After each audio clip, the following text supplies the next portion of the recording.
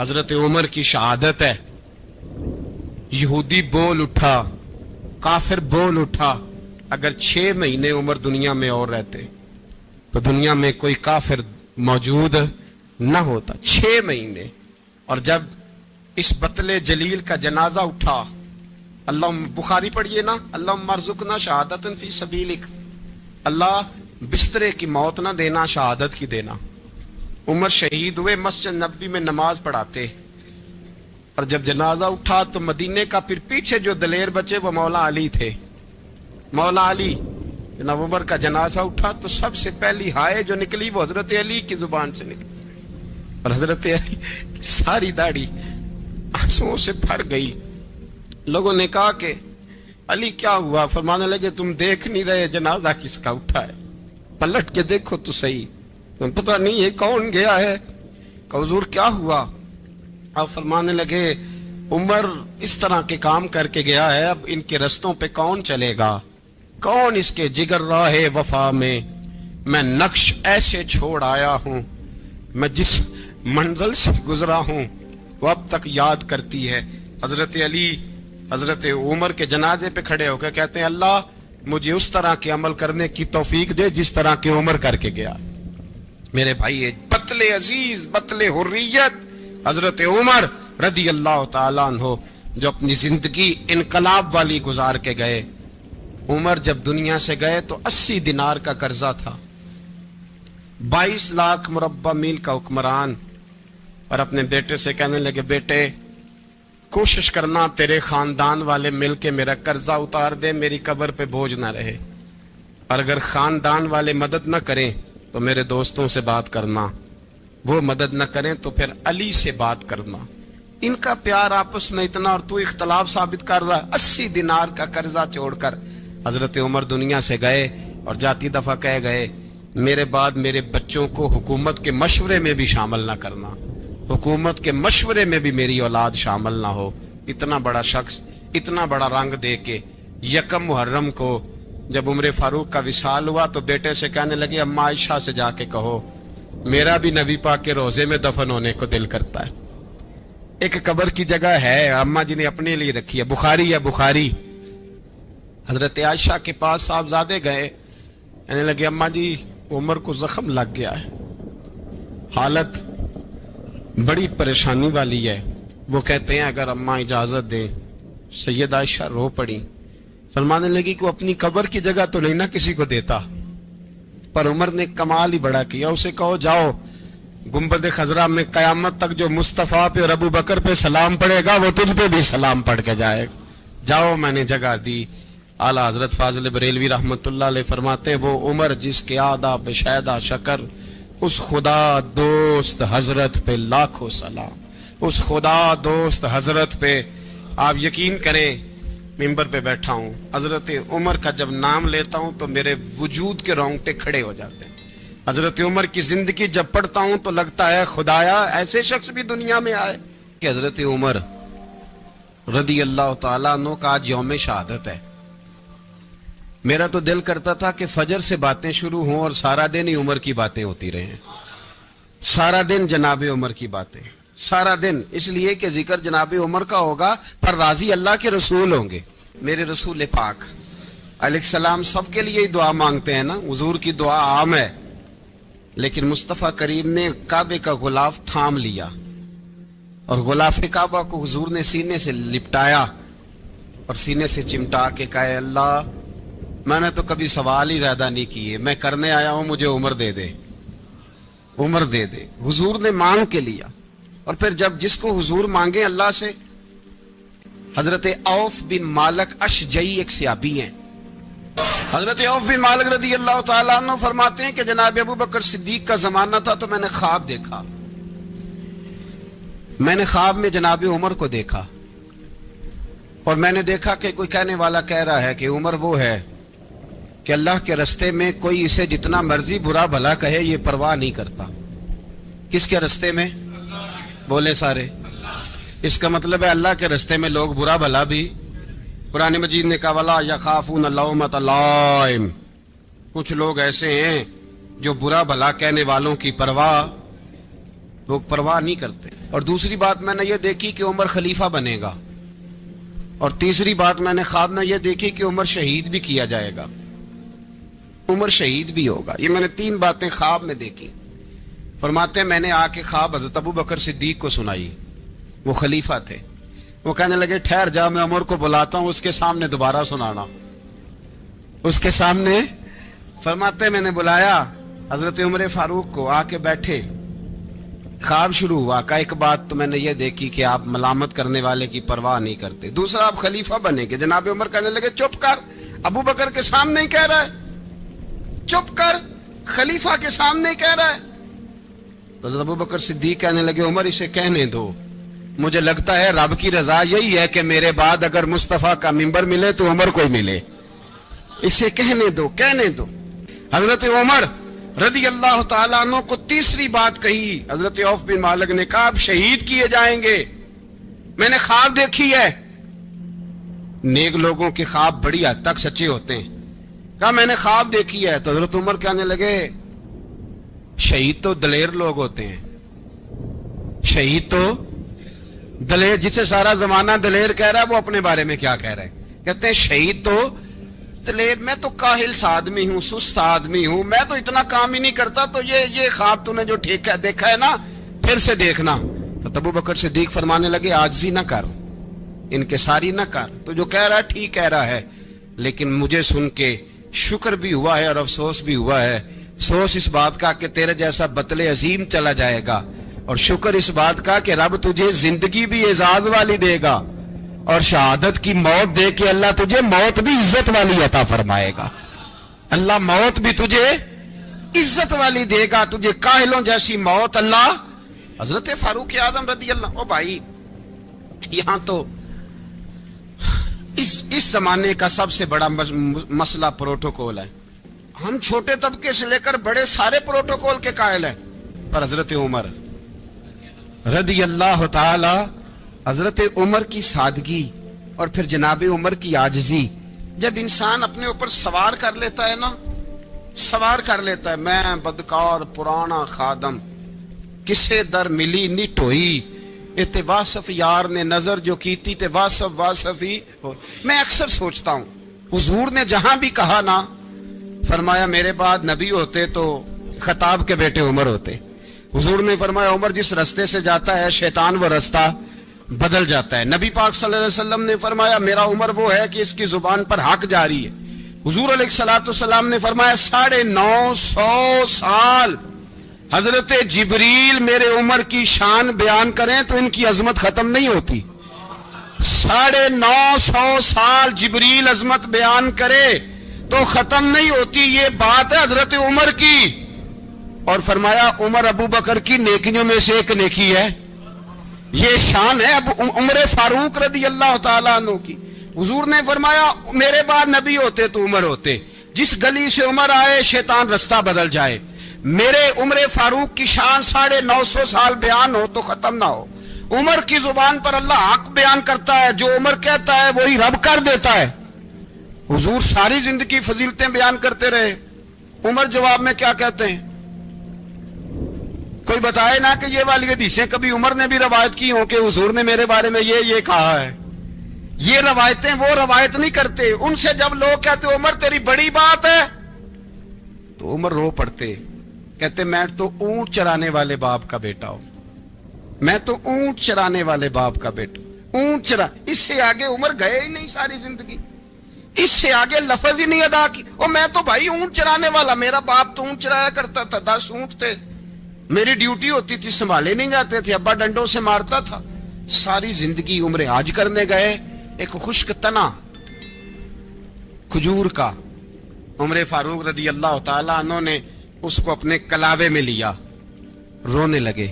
لوگوں نے کہا عمر کیا ہوا؟ فرمانے لگے یہاں میں اونٹ چرایا کرتا تھا, یہاں میں اونٹ چراتا تھا, 10 اونٹ سنبھالے نہیں جاتے تھے. دیکھو رسول اللہ کی شان, آج ساری امت چلانے کا طریقہ عطا فرما دیا ہے. ساری نظریے سے پیار. یار پیسہ کس کو برا لگتا ہے؟ سارے صحابہ مل کے آئے, کہنے لگے عمر فاروق سے کہنا ہے نبی پاک کے زمانے میں تو ظاہراً غربت تھی, ابو بکر کے دور میں بھی غربت تھی, اب تو بڑا محال ہے. عمر سے سفارش کرو کہ عمر نیا کرتا پہنا کرے. ملکوں کے سفیر آتے ہیں, عمر وہی پھٹی پرانی چادر اوڑھ کے اور وہی کئی جگہ پہ پیوند لگے سوٹ پہن کے سفیروں کے سامنے بیٹھ جاتا ہے. عمر کو مشورہ دو, طے ہو گئی بات. سب نے جب مشورہ دے لیا تو سارے کہنے لگے یہ بتاؤ شیر کی مونچھ کو ہاتھ کون لگائے گا؟ کہنا کس نے ہے؟ بندہ بھی تو ڈھونڈو نا. نے کہا جناب میرا یہ خیال ہے کہ مولا علی شیر خدا کہیں گے, کیونکہ جس شخص کی عمر کو سب سے زیادہ حیا کرتے دیکھا وہ شیر خدا مولا علی ہے رضی اللہ تعالی علی کہیں گے. اس لیے کہ جناب علی تو کئی دفعہ جب گفتگو کرتے تھے تو حضرت عمر چپ کر جاتے تھے اور فرماتے تھے علی نہ ہوتا تو میں ہلاک ہو جاتا. تو کہا علی سے کہو. جناب علی شیر خدا کو بلایا. کس کام کے لیے جی؟ اللہ اکبر. یہ ذرا آپ نے اس دور پہ اس بات کو ذرا لاکا جناب ان سے کہیں کہ زیادہ نہیں, ایک کرتا نیا پہن لے. سفیر آتے ہیں, وزیر آتے ہیں تو ایک کرتا نیا پہن لے. حضرت علی کو بلایا. آپ فرمانے لگے کوئی اور بات ہوتی تو میں کہہ دیتا, یہ والی میں نہیں کہہ سکتا. کوئی اور ہوتی تو میں عمر کو کئی دفعہ کہہ دیتا ہوں, جلال میں بھی تو سن, یہ والی میں نہیں کہہ سکتا. میں تمہیں ایک مشورہ دیتا ہوں. کہ وہ کیا؟ کہنے لگے سیدہ عائشہ صدیقہ سے کہو, وہ مومنوں کی ماں ہیں, عمر ٹالے گا نہیں. اماں جی سے جا کے کہا اماں جی نیا کرتا عمر سے کہیں پہن لیں. وزیر آتے ہیں, بڑے بڑے لوگ, تو چلو کوئی حرج نہیں. اماں جی نے کہا اچھا کوئی بات نہیں میں بلا لیتی ہوں. جناب عائشہ نے پیغام بھیجا. جب خادم نے کہا نا مصطفیٰ کے گھر سے پیغام آیا ہے, تو 20 لوگ بیٹھے تھے. عمر کانپتے ہوئے اٹھے, کانپتے دوڑے. حضرت عائشہ پردے میں تھی تو فرماتی ہیں عمر اتحیات کی حالت میں بیٹھ گئے. کہا اماں جی دیر تو نہیں ہو گئی مجھے آنے میں؟ کہا نہیں ٹائم پہ آ گئے ہو. کس لیے بلایا تھا؟ کہا عمر دیکھو غربت کے معاملات اور ہوتے ہیں, جب اللہ آسانی دے تو کوئی چیز استعمال کرنا حرام نہیں ہوتی, اگر حرام ہے تو بتاؤ. کہا نہیں اماں جی حلال ہی ہے. تو فرمایا پھر اتنے سفیر آتے ہیں, مشیر آتے ہیں, اب تو مال غنیمت بڑا آتا ہے, ڈھیر لگ جاتے ہیں مسجد میں, تو چل ایک نیا کرتا تم بھی پہن لیا کرو. اور آپ نیا کرتا پہنو گے تو دھاک بیٹھے گی غیروں پر. تو صحابہ کا مشورہ ہے کہ آپ نیا لباس پہنے. اماں جی کہتی ہے میں نے حکم دیا تو عمر چپ کر گئے, گردن جھک گئی. تھوڑی دیر کے بعد سیدنا عمر فاروق نے سر اٹھایا تو داڑھی پہ آنسو گر رہے تھے, رو پڑے. کہنے لگے پاک محبوب کی پاک بیوی جیسے حکم کرتی ہو میں حاضر ہوں, پر مجھے وہ والا لباس پہنانا جو میرے مصطفیٰ نے پسند فرمایا ہے. اگر یہ رنگ رسول پاک کا ہے تو میں حاضر ہوں, اور اگر نبی پاک کا نہیں تو پھر جیسے آپ حکم کریں. جناب عائشہ کہتے ہیں عمر روئے تو میں زیادہ روئی, میرا پلو بھیگ گیا آنسوؤں سے. میں نے کہا عمر آپ جائیے. عمر یوں نکلے تو جو صحابہ کھڑے تھے وہ کونے میں تھے, سارے آ گئے. کہا اماں جی کیا بناؤ؟ فرمایا بھائی تم سب جو باتیں کہتے ہو وہ اپنی جگہ ٹھیک ہیں, پر عمر جو بات کرتا ہے وہ سب سے زیادہ ٹھیک ہے. عمر جس پہلو پر بات کرتا ہے وہ یار ایسی عاجزی, ایسا رنگ, ایسا انداز, ایسا طرز حیات, ایسی زندگی. اولاد کے معاملے میں لوگ بزدل ہو جاتے ہیں, بزدل. پر حضرت عمر کا بیٹا مصر گیا, وہاں سے کمائی کر کے لایا, تجارت کرنے گیا, لاکھوں کا مال. کون سا باپ ہے دنیا میں جس کا بیٹا باہر سے پیسے لے کے آئے تو ابا تفصیل پوچھے کہ بیٹا کہاں سے کمائے, کہاں سے لایا, کتنے ملے, کیوں آئے؟ کون سا باپ تفصیل پوچھتا ہے؟ ابا تو کہتا لا صحیح, اور تعریفیں کرتا ہے میرا بیٹا بڑی کمائی کرتا ہے. کبھی پوچھا ہے اس سے کہ ڈیوٹی صحیح دیتا ہے کہ نہیں؟ کبھی پوچھا ہے کہ تو ایمانداری کی روزی لاتا ہے کہ حرام کی کماتا ہے؟ یہ باپ کی ذمہ داری ہے, یہ اماں کی ذمہ داری ہے. پھر کہتا ہے بیماری کیسے آ گئی, پریشانی کیسے آ گئی؟ تو نے کبھی سوال کیا اپنی اولاد سے؟ حضرت عمر فاروق رضی اللہ تعالیٰ عنہ کا بیٹا مصر سے پیسے کما کے لایا تو جناب عمر نے بلایا, فرمایا بیٹے اتنی تو تیرے پاس راس ہی نہیں تھی, تھوڑے سے تو پیسے لے کے گیا تھا, اتنی کمائی کیسے ہو گئی؟ اتنے تو پیسے نہیں تھے صاحب, کہاں سے کمائی لائے؟ اس نے کہا ابا جی وہ جو میرے چچا ہے نا مصر کے گورنر, آپ کے دوست, انہوں نے میری مدد کی ہے. فرمایا جتنے لوگ گئے تھے سب کی ہے مدد اس نے. کہا نہیں صرف میری کی. فرمایا تیری کیوں کی؟ تیری کیوں کی؟ کہا حضور آپ کے دوست ہیں. فرمایا چپ کر. حضور انہوں نے مجھے اتنے پیسے دیے, میں نے کاروبار میں ڈالے تو نفع آیا تو میں ان کی رقم دے کے. فرمایا خاموش ہو جا. باقی جتنے لوگ گئے تھے سب کی مدد کی اس نے؟ کہا نہیں حضور صرف میری کی. فرمایا اس نے تیری مدد نہیں کی, اس نے خلیفہ کے بیٹے کی مدد کی, اس لیے کہ وہ خلیفہ کو اپنے حق میں نرم کر سکے. فرمایا آدھا مال تیرا ہے, آدھا مال غنیمت کا ہے, مال خزانہ کا ہے, مسلمانوں کا ہے, اس لیے کہ تو جو وہاں سے مال کما کے لایا ہے وہ اپنے باپ کے خلیفہ ہونے کی وجہ سے کما کے لایا ہے, لہذا رکھ ادھر. یہاں کہتے ہیں کدھر سے آیا, کیسے آیا, کون سا حساب دیں, کیا کریں. او بھائی حضرت عمر رضی اللہ تعالیٰ عنہ کا اپنی اولاد کے بارے میں یہ رنگ ہے. ایک جنگ سے نا خوشبو آئی, خوشبو بڑی مہنگی ہوتی تھی, عرب میں خوشبو آج بھی بڑی مہنگی ہے, وہ زیادہ استعمال کرتے ہیں. میری باتوں کی سمجھ آ رہی ہے میرے بھائیوں؟ بڑی مہنگی خوشبو تھی. جب وہ خوشبو آئی تو حضرت عمر نے کہا, گھر میں پہلے پہنچی حضرت عمر کے, چونکہ زیادہ عورتیں استعمال کرتی تھی گھر کے اندر خوشبو, مرد بھی لگاتے تھے. حضرت عمر نے اپنی بیوی سے کہا, آپ کی زوجہ تو تھی وہ بڑی خوشبو کو پسند کرتی تھی. حضرت عمر نے اپنی زوجہ سے کہا کہ خوشبو لاؤ, میں نے ایک عورت کی ڈیوٹی لگائی ہے, وہ خوشبو تول تول کے نا تو حصہ برابر صحابہ میں بانٹ دے گی. تو آپ کی زوجہ کہنے لگی کسی بی بی کی ڈیوٹی لگانے کی کیا ضرورت تھی, میں جو موجود تھی میں بانٹ دیتی ہوں تول کے حصہ برابر. آپ نے فرمایا نہیں تو رہنے دے, وہ فلانی بی بی بانٹے گی. کہا حضور میں نے بھی بانٹنی ہے, میرے پہ کچھ حق ہے؟ آپ نے فرمایا نہیں, تو تفصیل نہ پوچھ, تو خوشبو دے دے, کوئی اور بانٹے گی. خاتون خانہ تھی نا, کہنے لگی نہیں مجھے بھی آج آپ کو بتانا ہی پڑے گا کہ کوئی جو بانٹ سکتی ہے تو میں کیوں نہیں بانٹ سکتی. زوجہ کہتی عمر نے بات کی تو میری چیخیں نکل گئیں. حضرت عمر فرمانے لگے جب تو خوشبو بانٹے گی نا تیرے ہاتھوں کو بھی لگے گی, تیرے دوپٹوں کو بھی لگ جائے گی. اگر رب کریم نے مجھ سے سوال پوچھا کہ عمر خوشبو تو مسلمانوں کی تھی, تیری بیوی کے دوپٹے کو کیوں لگ گئی, تو میں اللہ کے حضور کیا جواب دوں گا؟ اگر اللہ نے یہ سوال کیا کہ تیری بیوی نے کیوں لگائی, وہ تو حصہ تھا مسلمانوں کا, تو نے تیری بیوی نے کیوں لگائی؟ تو فرمایا میں نہیں چاہتا کہ اللہ کے حضور مجھے اور تجھے باز پرس ہو, لہذا کسی اور کو بانٹنے دے. زوجہ روئی اور تڑپ کے کہنے لگی عمر مجھے لگتا ہے صبح قیامت بھی تیری بیوی ہونے کی وجہ سے اللہ مجھے جنت عطا فرما دے گا, تیری زوجہ ہونے کی برکت سے. بھائی یہ معیار رکھا, خدا کی قسم ایسا شخص تاریخ میں دوبارہ نہیں آیا. اتنا بڑا آدمی, اتنا بڑا شخص, اتنا بڑا آدمی, اور پھر رنگ یہ ہے کہ عمر 22 لاکھ مربع میل کا حکمران, 22 لاکھ, اور کھجور کے درخت کے نیچے مٹی کا ڈھیلا لے کے سو گئے ہیں, پرواہ کوئی نہیں, کوئی مسئلہ ہی نہیں. 2 غلام ساتھ بیٹھے تو ایک روٹی حضرت عمر نے گھر سے منگوائی, تھوڑا سا سرکہ, تو غلام کہنے لگے ہم نے بھی کھانی ہے. فرمایا کوئی حرج نہیں, روٹی کو پیٹ بھر کے کھانا ضروری تو نہیں, 3 حصوں میں بانٹ لیتے ہیں. ایک آدمی آیا ہوا تھا مصر کا رہنے والا ملنے کے لیے, اس نے پوچھا عمر کدھر ہیں, تو کہا وہ ادھر جاؤ مسجد میں بیٹھے ہوں گے. اور واپس آیا تو کہنے لگا وہاں تو 3 غلام بیٹھے ہیں, ایک روٹی بانٹ بانٹ کے کھا رہے ہیں, لگتا ہے کئی دنوں سے روٹی نہیں ملی. کہا 3 غلام تو کوئی نہیں, وہاں 2 ہی تھے, تیسرے تو امیر المومنین تھے. اس نے کہا نہیں نہیں 3 غلام ہیں, کپڑے بھی ایک طرح کے پہنے ہوئے ہیں, بلکہ 2 کے تو پھر صحیح ہیں, تیسرے کے تو زیادہ ماڑے ہیں.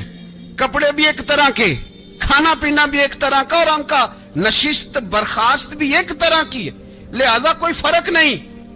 حضرت ابو ہریرہ کہتے ہیں میں لے کے آیا, اور جناب عمر کو جب میں نے کچی زمین میں تامت سمیٹ بیٹھے دیکھا تو میں رو پڑا. میں نے اس مصر سے آنے والے کو کہا تو اس کے جلوے دیکھ, اگر اس کی ذات میں اتنا حسن ہے تو محمد عربی کا مقام کیا ہوگا. یہ مقام غور ہے, مقام غور. ایک آدمی کو آپ نے دیکھا آنکھوں سے نابینا ہے اور بھیک مانگ رہا ہے, تو حضرت عمر کو نظر آ گیا. فرمایا کون ہو؟ اس نے کہا میں یہودی ہوں. فرمایا بھیک کیوں مانگتے ہو؟ کہا جب تک تندرست تھا مسلمانوں کو جزیہ دیتا تھا, بوڑھا ہو گیا ہوں کیا کروں. حضرت عمر نے گھوڑے کی پشت پہ بٹھایا, کافر کو گھوڑے کی پشت پہ بٹھایا اور بٹھا کے مدینے لائے. حضرت علی شیر خدا وزیر خزانہ تھے. فرمایا علی اس کا وظیفہ جاری کرو. کہا یہ کون ہے؟ فرمایا یہ یہودی ہے، لیکن یہ ہمیں جزیہ دیتا رہا، بوڑھا ہو گیا بیچارہ، بھیک مانگنے پہ مجبور ہے، ہماری حکومت کے اندر رہتا ہے، اس کا پورا وظیفہ جتنا خرچہ اتنا وظیفہ لگاؤ۔ حضرت علی کہتے ہیں میں وظیفہ لگا رہا تھا اور وہ میرے نبی کا کلمہ پڑھ رہا تھا، وہ رسول اللہ کا کلمہ پڑھ رہا تھا۔ یہ مزاج، یہ نہیں کہ کافر۔ حضرت عمر نے گورنروں کو خط لکھے تھے کہ زبردستی کسی کو مسلمان نہیں کرنا، جہاں ان کی عبادت گاہیں بنی ہو گرانی نہیں، کوئی مندر کوئی گرجا ضائع نہیں کرنا۔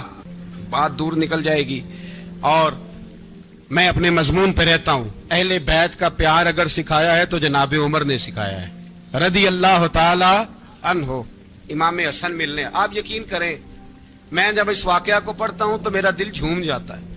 میں کہتا ہوں یار ڈاڈا ہونا اپنی جگہ پہ، عشق ہونا اپنی جگہ پہ، انسان کا باوقار ہونا اپنی جگہ، جہاں کھڑے ہونا تھا وہاں یہ کھڑے ہوتے تھے، اور جہاں جھکنا تھا وہاں یہ ان لوگوں میں اقبال نے کہا تھا تیری نگاہ ناز سے دونوں مراد پا گئے، عقل غیاب و جستجو، عشق حضور و اضطراب۔ جہاں اگر آیا ہے سامنے کیسر و کسرا تو عمر جیسا دلیر کوئی نہیں، اگر سامنے آیا ایران کا بادشاہ تو عمر جیسا تگڑا کوئی نہیں، اگر آیا ہے سامنے غسان کا بادشاہ تو عمر جیسا عادل کوئی نہیں، لیکن اگر علی کا بیٹا آیا ہے، اگر فاطمہ کے لال پارے آئے ہیں تو پھر فاروق اعظم سے جیسا محب کوئی نہیں، پھر ان سے جیسا پیار کرنے والا کوئی نہیں۔ اندر بیٹھے ہیں جناب عمر، اندر تنہائی میں کچھ وزیروں سے گفتگو ہو رہی ہے، میٹنگیں جاری ہیں۔ آپ کے بیٹے ملنے آئے جناب عبداللہ ابن عمر، ابا جی ملنے آئے، بات ٹھہرو بات کر رہا ہوں، کوئی نہ اندر آئے۔ صاحبزادہ باہر کھڑا ہے، تھوڑی دیر گزری تو امام حسن بھی آ گئے۔ کون آئے؟ آپ کو جو ملے گا امام صاحب کا نام لینے سے، وہ سردار ہیں جنتیوں۔ کون آئے؟ سارے بولیے امام حسن، تیری نسل پاک میں ہے بچہ بچہ نور کا، تو ہے نے نور تیرا سب گھرانہ۔ امام حسن آئے تو حضرت عبداللہ ابن عمر کو دروازے پہ کھڑے دیکھا، کہا امیر المومنین کہاں ہیں؟ کہنے لگے حضرت عمر کے بیٹے۔ کہنے لگے وہ اندر بیٹھے، کچھ میٹنگ ہو رہی ہے اور انہوں نے کہا کوئی اندر نہ آئے، لیکن آپ جانا چاہیں تو چلے جائیں، آپ جانا چاہیں تو، تیری نسل پاک میں ہے بچہ بچہ نور، آپ جانا چاہیں تو چلے جائیں۔ تو انہوں نے کہا جب آپ باہر کھڑے ہیں تو مجھے کوئی اتنا ضروری کام نہیں، اور ابھی زور کی نماز تھوڑی دیر میں ہوگی، میں مسجد میں مل لوں گا امیر المومنین سے۔ یہ بات کہہ کہ امام حسن چلے گئے۔ یار اتنی بڑی بات نہیں تھی، اتنی بڑی بات نہیں تھی۔ تو میرے استادوں کا بیٹا بھی آئے تو کہا ٹھیک ہے جی وہ سوئے ہوئے ہیں، تو کوئی غرض نہیں یار میں ٹھہر کے آ جاؤں گا، کوئی بڑی بات نہیں تھی، دیکھا جائے تو بڑی بات نہیں تھی، پر بات بہت بڑی تھی، اس لیے کہ یہ خالی حسن نہیں، یہ حسن ابن علی ہے، یہ حضرت فاطمہ کے لخت جگر۔ حضرت عمر باہر نکلے، عبداللہ ابن عمر سے پوچھا کوئی آیا تو نہیں؟ تو کہا حضور امام حسن آئے تھے۔ تو کہا پھر شہزادے کو اندر کیوں نہیں بھیجا؟ کہا میں نے کہا تھا۔ وہ کہنے لگے اگر امیر المومنین مصروف ہیں تو میں ظہر میں مل لوں گا۔ حضرت عمر رونے لگے، فرمایا بیٹے تو نے اچھا نہیں کیا۔ پھر مسجد نہیں گئے، سیدھے امام حسن کے دروازے دستک دی، امام حسن باہر آئے، کہا شہزادے آئے تھے تو ملے کیوں نہیں؟ تو امام حسن کہنے لگے حضور آپ کا اپنا بیٹا دروازے پہ کھڑا تھا، آپ کا اپنا بیٹا دروازے پہ کھڑا تھا، وہ منع بھی کیا تھا آپ نے تو میں زور میں مل لیتا۔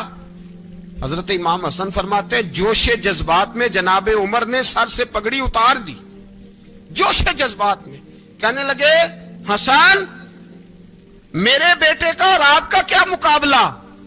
کیا اس کی ماں کا نام فاطمہ الزہرا ہے؟ کیا اس کی نانی کا نام ختیجۃ الکبریٰ ہے؟ کیا اس کے نانے کا نام محمد مصطفیٰ ہے؟ آپ کا اور اس کا کیا مقابلہ؟ پھر رو پڑے اور کہنے لگے بیٹے میں مکے کے صحراؤں میں اونٹ چرایا کرتا تھا، یہ جو میرے سر پر عزت کے بال ہیں یہ تیرے نانے کے اگائے ہوئے، میں مکے کے خبردار شہزادے خبردار۔ او بھائی اہل بیت نبوت کے ادب کا رنگ اگر سکھایا ہے تو سیدنا عمر نے سکھایا ہے۔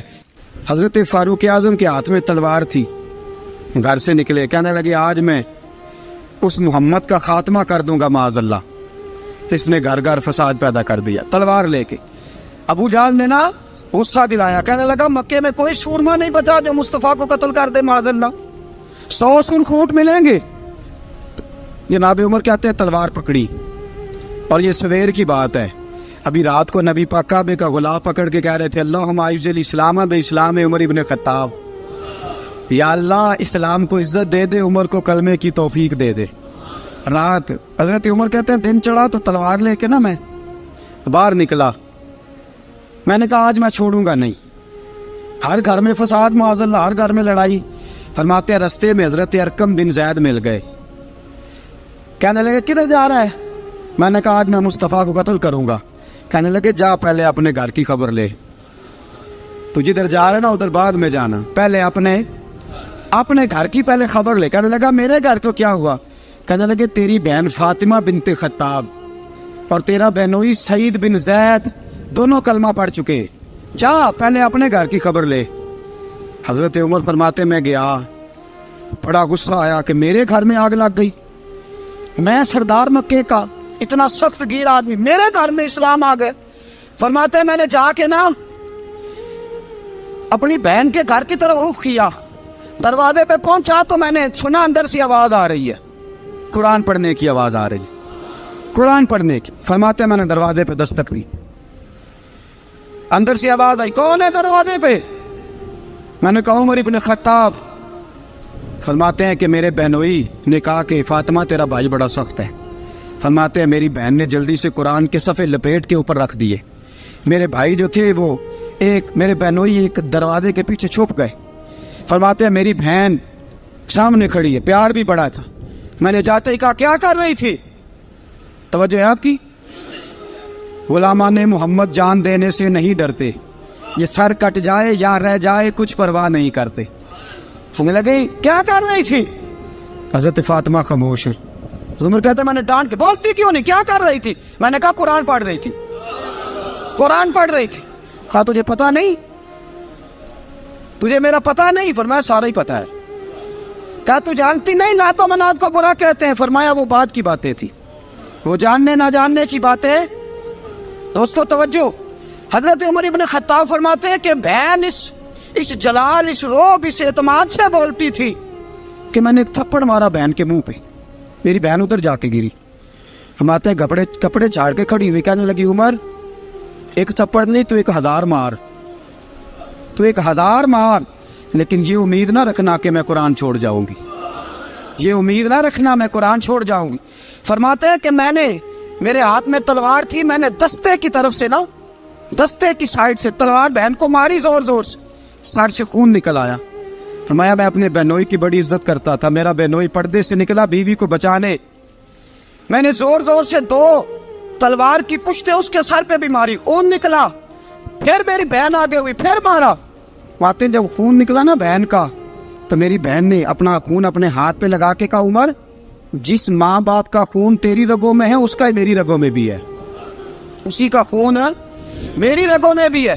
फरमाया उमर जिस बाप की पुश्त से तू है मैं भी उसी बाप की पुश्त से हूँ, जिस माँ की छातियों से दूध तूने पिया है मैंने भी उसी माँ की छातियों से दूध। तवज्जो है आपकी? मेरी बात समझ में आ रही है? सुने बात, रसूल अकरम सल्लल्लाहु ताला अलैहि वसल्लम ने फरमाया, उमर हजरत उमर रज़ी अल्लाह ताला ने फरमाते हैं नबी पाक पे नाज़िल कुरान सुना, तो जब मेरी बहन ने इस जलाल के साथ बात की ना कि उमर मैं भी उसी बाप की बेटी हूँ, मैं भी उसी बाप की बेटी हूँ, मैं भी उसी कबीले की हूँ, खबरदार तू तुरशरू होके गाली 1000 दे, ये वो नशा नहीं जिसे तुरशी उतार दे। फरमाया तू चारा कर, तेल लगा, लेकिन तू मुझे इस्लाम से हटा सकता? हजरत उमर फरमाते हैं बहन का जलाल देखा तो मैं ठंडा हो गया, बहन का जलाल देखा तो मैंने कहा अच्छा मुझे दिखाओ क्या पढ़ रही थी, मुझे दिखाओ जरा क्या पढ़ रही थी। फरमाते हैं मेरी बहन कहने लगी तू काफर है, इन्नमल मुशरिकून नजस, जा पहले वुजू करके आ, जा गुस्ल करके आ, जा पहले नए कपड़े धुले हुए पहन के आ, पहले तैयार हो के आ। हजरत उमर फरमाते हैं मैं तैयार होके आया, मेरी बहन ने झोली में सफ़े रखे, कुरान पढ़े बहन, सुने भाई, अल्लाह तकदीर बदल देता है। कुरान पढ़े बहन और सुने भाई,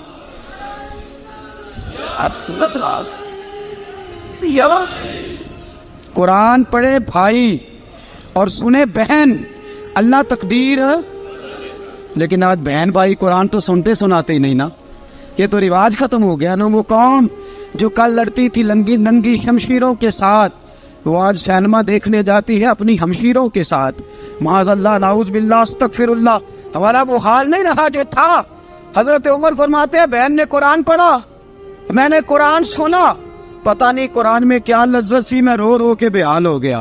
فرماتے ہیں میرے جیسا سخت آدمی، میرے جیسا سخت جو کبھی نہیں رویا تھا، آج قرآن سنا.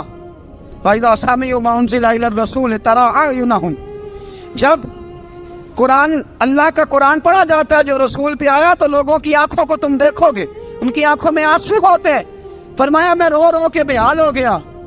میری بہن کہنے لگی بھائی کیا پروگرام ہے؟ میں نے کہا مجھے بھی لے چلو، مجھے بھی لے چلو. کہا چلو. فرمانے لگے ذرا ٹھہر جاؤ، میرے نا ہاتھ باندھو رسیوں کے ساتھ، نا میرے ہاتھ پیچھے میرے ہاتھ باندھ لو، گلے میں میری تلوار لٹکا لو. میں مارنے آیا تھا، اب میں مجرم بن کے جانا چاہتا ہوں، مجرم بن کے. اور ہمارے شیخ فرمایا کرتے تھے استاد گرامی، حضرت عمر فرمانے لگے مجھے مارتے مارتے لے کے جاؤ. میں چونکہ مارنے آیا تھا نا مجھے. اور ایک پنجابی کا شاعر کہتا ہے حضرت عمر نے کہا کروں آیا سا مار مکاونے نو، کروں آیا سا مار مکاونے نو، ان مینو مار دے لے چلو. متے عمر دی عمر برباد ہوئے جتھے عمر سوار دے لے چلو. کروں آیا سا مار مکاونے نو، ان مینو مار دے لے چلو. متے عمر دی عمر برباد ہوئے جتھے عمر سوار دے، متے عمر دی عمر برباد ہوئے جتھے عمر سوار دے. فرماتے جب پہنچے نا دار ارقم میں تو دروازے پہ حضرت امیر حمزہ کھڑے تھے. حضرت امیر حمزہ، ایک شخص کہنے لگا حضرت امیر حمزہ سے عمر آ رہا ہے. فرمایا آنے دو. کہا حضور وہ تلوار بھی گلے میں لٹک رہی ہے. فرمایا آنے دو. وہ اگر عمر ہے تو میں بھی امیر حمزہ ہوں، وہ اگر عمر ہے تو انا اشہد اللہ و رسول ہی، میں اللہ رسول کا شعر ہوں، آنے دو. کہا آپ کیا کریں گے؟ کہا ادب ملحوظ رکھے گا تو خاطر سے بٹھائیں گے، نمونہ اس کو ہم خلق محمد کا دکھائیں گے، اگر نیت نہیں اچھی تو میں اس کو قتل کر دوں گا، اسی کی تیغ سے سر کاٹ کے چھاتی پہ دھر دوں گا. میں آنے تو دو، آنے دو عمر کو. حضرت عمر آئے، دروازے میں داخل ہوئے. صحابہ فرماتے ہیں کہ حضور نے شور سنا. فرمایا کون ہے دروازے پہ؟ فرمایا عمر. فرماتے ہیں حضور اٹھے تیزی سے، چادر گر گئی، چادر. حضور تیزی سے اٹھے، کھول دو دروازہ. حضور عمر کے گلے میں تلوار ہے. فرمایا پھاٹک کھول دو. یا رسول اللہ عمر آپ کا دشمن. فرمایا کھولو دروازہ. کہا یا رسول اللہ خطاب کا بیٹا. فرمایا کھولو دروازہ. یا رسول اللہ ابو جہل کا رزق. فرمایا کھولو دروازہ. حضور ماجرا کیا ہے؟ فرمایا وہ اپنے آپ نہیں آیا، میں نے رات اللہ سے دعا مانگی ہے، میں نے مانگ کے لیا ہے، میں نے مانگ کے لیا، وہ اپنے آپ تھوڑا آیا ہے. مانگ. کھولا دروازہ، آنے دو. حضرت عمر جھٹ سے دروازہ کھلا نا، رسول پاک سامنے کھڑے ہو گئے. کیا منظر تھا. ابو بکر فرماتے ہیں تمہیں کیا بتائیں کیا منظر تھا. حضرت ارقم فرماتے ہیں تمہیں کیا بتائیں کیا منظر تھا. میرے حبیب کی گردن تنی ہوئی ہے، آنکھوں میں آنسو بھرے ہیں پر نیچے نہیں گرتے. آنسو بھرے ہیں آنکھوں لیکن نیچے ٹپکتے نہیں. میرے رسول پاک آگے بڑھے، عمر کی گردن جھکی ہوئی ہے، عمر اوپر نہیں دیکھتے. حضور آگے بڑھے، جا کے حضرت عمر کا کندھا زور سے ہلایا. فرمایا کیا پروگرام ہے تیرا، کیا ارادہ ہے تیرا، بول. حضرت فاروق اعظم آنکھ یوں اٹھا کے کہنے لگے سونیا بس اب کلمہ پڑھنے کا ارادہ ہے، سونیا کلمہ پڑھنے کا. صحابہ فرماتے ہیں پتہ نہیں کیا ہوا، پتہ نہیں. حضور کا اتنا جوش ہم نے کبھی نہیں دیکھا، نبی پاک کو نعرہ لگاتے ہم نے پہلے کبھی نہیں دیکھا. جب عمر نے کہا نا سونیا کلمہ پڑھنے آیا ہوں، فرماتے ہیں رسول پاک کے جو آنسو بندے ہوئے تھے نا وہ ٹپ سے نیچے گرے اور حضور نے فرمایا اللہ اکبر، اللہ اکبر. فرماتے ہیں حضور نے جب اللہ اکبر کہا تو سارے صحابہ بھی کہنے لگے اللہ اکبر، اللہ اکبر، اللہ اکبر. حضرت عمر فاروق کا عدل اور حضرت فاروق اعظم کا انصاف، اس کو دنیا جانتی بھی ہے، مانتی بھی ہے. حضرت فاروق اعظم رضی اللہ تعالیٰ عنہ قاضیوں کا تقرر کرتے وقت سب سے زیادہ احتیاط کرتے تھے کہ بندہ کس قسم کا ہے، اس کا مزاج کیا ہے، معاشرے میں اس کا وقار کیسا ہے، اس حساب سے اس کو تقرر کرتے تھے قاضی کے لیے. اور کیا حال تھا حضرت زید بن ثابت رضی اللہ تعالیٰ عنہ کو آپ نے قاضی مقرر کیا، بعد میں معزول کر دیا۔ کیوں آپ نے معزول کیا ہے؟ تو حضرت عمر کہنے لگے اس کی وجہ ہے، ایک دن ایک شخص نے حضرت ابی بن کعب نے مجھ پر مقدمہ کیا، حضرت عمر پر مقدمہ کر دیا، تو فرماتے ہیں کہ میرے سامنے میں دیکھ رہا تھا، جب میں عدالت میں پہنچا تو زید بن ثابت نے میرا کھڑے ہو کے استقبال کیا، اور جب مدعی آیا ہے تو وہ بیٹھے رہے ہیں۔ تو میں نے کہا کہ جب آپ دونوں میں ملتے وقت انصاف نہیں کر رہے تو فیصلے میں کیسے انصاف کریں گے؟ آپ اس قابل نہیں کہ آپ کو قاضی بنایا جائے، معزول کر دیا۔ اگر میں بحیثیت مجرم، بحیثیت ملزم آیا ہوں، اگر آپ نے میرا کھڑے ہو کے استقبال فرمایا تو پھر مدعی کا تو زیادہ حق بنتا تھا، اور ہم پر اعتراض ہے کافر کا، وہ کہتے ہیں تم عدل نہیں کر سکتے۔ بولا آدمی ہے نا، وہ دیکھتا ہے آج کل کے مسلمانوں کو، آج کل کے مسلمانوں کو دیکھ کے رائے قائم کرتا ہے۔ ہم اسے کہتے ہیں ہاں آج کل کے مسلمان نہ دیکھ، وہ جنہوں نے ڈائریکٹ نبی پاک کی نکاح سے فیض پایا تھا انہیں دیکھ، ڈائریکٹ جو رسول پاک کی نکاح کے فیض یافتہ تھے، عدل و انصاف سے بھر دی دنیا۔ حضرت فاروق اعظم، حضرت عمرو بن عاص مصر کے گورنر تھے، حضرت فاروق اعظم نے انہیں متعین کیا تھا۔ ان کے بیٹے کا مصر میں جھگڑا ہو گیا کسی عام آدمی کے ساتھ، گورنر کے بیٹے کا، اور گورنر کے بیٹے نے اس مصری کو، ایک عام آدمی کو درے مارے۔ تجھے پتہ نہیں میں گورنر کا بیٹا ہوں؟ مصری نے کیا کیا، گھوڑے پہ بیٹھا سیدھے مدینے آ گیا، سیدھا مدینے۔ حضرت فاروق اعظم کے در دولت پہ پشت سے کپڑا اٹھایا، پشت سے اس نے اپنے نشان دکھائے تو جناب عمر کی آنکھوں میں آنسو آ گئے۔ ایک عام آدمی ہے، جانتے کوئی نہیں، تمہیں رو پڑے، اتنا ظلم، اور میری سلطنت میں کوڑے برسے تیری پشت پہ، فوراً لے جا، جاؤ بلا کے لاؤ۔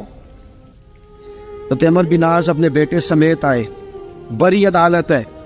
حضرت فاروق اعظم کے لفظ، فرمایا اس کو اس کی ماں نے آزاد پیدا کیا تھا، تو نے اسے کیوں غلام بنایا ہے؟ اس کی ماں نے آزاد جنا تھا، تو نے کب سے لوگوں کو غلام کا؟ بیٹے یہ کیا کہتا تھا؟ یہ کہتا تھا میں گورنر کا بیٹا ہوں، تجھے تو جانتا نہیں۔ فرمایا اب یہ بڑی عدالت ہے، کوڑا پکڑ اور اس گورنر کے بیٹے کی پشت پہ برسا، اور اسے کہہ تو گورنر کا بیٹا ہے، میں محمد کا غلام ہوں صلی اللہ تعالی علیہ وسلم۔ اسے بتا، اسے اب بتلا کہ تو گورنر کا بیٹا ہے نا، میں نبی پاک کا غلام ہوں، اور جو مصطفیٰ کے غلام ہوتے ہیں وہ سارے برابر ہوا کرتے ہیں۔ حضرت فاروق اعظم کا عدل، جناب فاروق اعظم کا انصاف، جناب فاروق اعظم رضی اللہ تعالیٰ عنہ۔ روم کا ایلچی آیا نا حضرت عمر فاروق کے پاس، تو وہ کہتا ہے میں پیغام لے کے آیا اپنے بادشاہ کا، اور میں سفیر تھا، میں بڑے ملکوں میں گیا، بڑے بادشاہ دیکھے، بڑے امیر دیکھے۔ حضرت فاروق اعظم رضی اللہ تعالیٰ عنہ کے دربار مجھے بھیجا گیا، جب پہنچا تو میں نے مسلمانوں سے کہا تمہارے بادشاہ کا دربار کہاں ہے؟ انہوں نے کہا نہ ہمارا بادشاہ ہے، نہ کوئی دربار ہے، نہ بادشاہ ہے، نہ کوئی۔ اچھا تو پھر وہ کدھر بیٹھتے ہیں؟ کہا یا مسجد میں ملیں گے یا اپنے جھونپڑے میں ملیں گے۔ تو کہا تمہارا بادشاہ بھی کوئی نہیں؟ کہا بادشاہ نہیں، ہم مومن ہیں، ہمارا ایک امیر ہے جسے امیر المومنین کہا جاتا ہے۔ وہ شخص کہتا ہے میں مسجد گیا، میں نے کہا عمر کدھر ہے؟ انہوں نے کہا جی ابھی نکلے تھے، ادھر ہی ہوں گے۔ میں نے کہا یہ کیسا بادشاہ ہے؟ کوئی کہتا ادھر ہوں گے، کوئی کہتا ادھر ہوں گے۔ یہاں تو صوبائی وزیر صاحب سڑک سے گزرے تو سارے روڈ 3 گھنٹے بلاک رہتے ہیں، اور یہ کیا چکر ہے کہ لاکھوں مربع میل کا حکمران، کوئی کہتا اس گلی میں گیا، کوئی کہتا اس گلی میں گیا، یہ کیسا بادشاہ ہے؟ کدھر ہے عمر؟ انہوں نے کہا یہی تھا۔ دوسرے سے پوچھتا جو وہ باغ کی طرف گئے، باغ میں گئے تو وہ ایلچی کہتا ہے میں نے باغ والے سے پوچھا کہ یہاں تمہارا امیر کدھر ہے؟ انہوں نے کہا وہ درخت دیکھ رہے ہو؟ کہا حضرت دیکھ رہا ہوں۔ اس درخت کے نیچے وہ ایک شخص جو سویا ہوا ہے نا، مٹی کا ڈھیلا سرہانہ بنا کے، وہ درخت کے نیچے مٹی کے ڈھیلے کا سرہانہ بنا کے جو بندہ سویا ہے وہی ہمارا امیر ہے۔ وہ سامنے حضرت سیدنا عمر فاروق کے پاس وہ بندہ جا کے کھڑا ہو گیا۔ وہ کہتا ہے کہ پسینہ گر گر کے نا مٹی کے ڈھیلے پہ گارا بنا رہا تھا، پسینہ گر گر کے مٹی کا ڈھیلا، وہ تر تھا۔ حضرت فاروق اعظم سو رہے تھے، کہنے لگا میں 20 اور درجنوں بادشاہوں کو دیکھ چکا تھا، جن کی آنکھیں 10 گن. حضرت عمر کی آنکھ کھلی، تامت سمیٹی اٹھ کے بیٹھ گئے. کدھر آیا ہے؟ کہنے لگا حضرت جی آیا تو کسی اور کام تھا، آیا تو کسی، لیکن اب کام کوئی اور بن گیا ہے. آپ نے فرمایا اب کیا کام بنا ہے؟ کہنے لگا میرا کام یہ بنا ہے کہ میرا بھی دل کیا میں بھی کلمہ پڑھوں اور نبی پاک کا غلام بن جائے.